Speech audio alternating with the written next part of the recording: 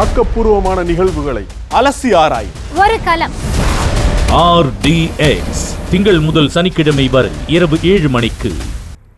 கிருஷ்ணகிரி மாவட்டம் குருபரப்பள்ளியில் அமைந்துள்ள டெல்டா நிறுவனத்தில் 450 கோடி ரூபாய் மதிப்பிலான புதிய ஆலைக்கு முதலமைச்சர் மு.க.ஸ்டாலின் அடிக்கல் நாட்டி டெல்டா ஸ்மார்ட் உற்பத்தி பிரிவை பார்வையிட்டு உரையாற்றி வருகிறார். நேரலை காட்சிகளை தற்போது பார்த்து வருகிறோம். முதலீட்டாளர் மாநாட்டில் பங்கேற்றுவிட்டு இந்த நிகழ்ச்சிக்கு நாங்கள் வந்திருக்கிறோம்.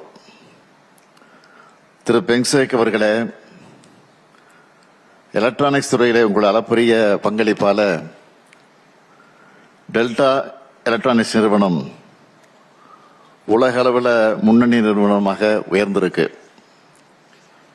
இந்த வெற்றி சாதனைக்கு முதல்ல என்னுடைய வாழ்த்துக்களையும் பாராட்டுக்களையும் நான் தெரிவிச்சுக்க விரும்புகிறேன். ஓசூர் பகுதியோட தொழில் வளர்ச்சியில டெல்டா எலக்ட்ரானிக்ஸ் அளிக்கும் பங்களிப்புக்கு நான் பாராட்டுக்களை தெரிவிச்சுக்கிறேன். இப்படிப்பட்ட கம்பெனியோட new delta smart manufacturing unit தொடங்கப்படுறதும் புதிய விரிவாக்கமும் எனக்கு மகிழ்ச்சி அளிக்குது. இந்தியாவோட முன்னணி எலக்ட்ரானிக்ஸ் ப்ரொடக்ஷன் அண்ட் எக்ஸ்போர்ட் மையமா தமிழ்நாடு விளங்குகிறது. டெல்டா எலக்ட்ரானிக்ஸ் மற்றும் தமிழ்நாடு அரசுக்கு இடையான நம்மோட கூட்டு முயற்சி தமிழ்நாட்டோட வளர்ச்சிக்கு வலு சேர்க்கும் என்று நான் உறுதியாக நம்புகிறேன்.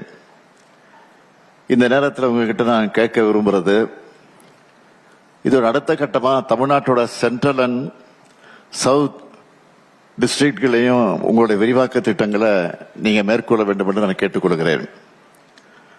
அது மட்டுமல்ல, தமிழ்நாட்டு திறன்வளத்தை கருத்தில் கொண்டு ஒரு R&D சென்டரையும் நீங்க சென்னையிலும் கோவையிலும் அமைக்க வேண்டும் என்று நான் கேட்டுக்கொள்கிறேன். தமிழ்நாட்டில் நீங்க மேற்கொள்கிற தொழில் முயற்சிகளுக்கு தேவையான எல்லா உதவிகளையும் எங்க திராவிட மாடல் அரசு முழுமையாக வழங்கும் என்று உறுதியளித்து இந்த அளவில் என் உரையை நிறைவு செய்கிறேன். நன்றி, வணக்கம். ஆக்கப்பூர்வமான நிகழ்வுகளை அலசி ஆராய் ஒரு களம். RDX திங்கள் முதல் சனிக்கிழமை வரை இரவு 7 மணிக்கு.